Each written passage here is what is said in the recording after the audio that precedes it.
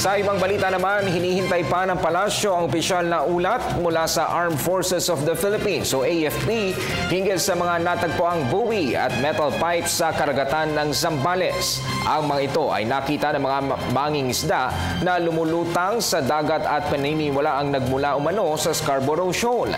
Ayon kay Presidential Communications Secretary Sunny Coloma, patuloy na tinututukan ng pamahalaan ang kanilang pangkabuhayan at may mga programa ang Bureau of Fisheries and Aquatic Resources o BFAR para dito.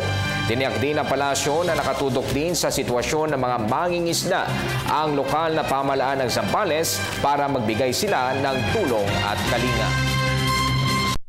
Po natin doon sa Philippine Coast Guard dahil sila mayroong pangunahing autoridad hinggil doon sa mga bagay na yan. Yung maritime law enforcement nasa kanila pong pangasiwa yan. Alamin natin kung ano na ang kanilang natuklasan at kung ano yung mga susunod na hakbang hinggil dyan.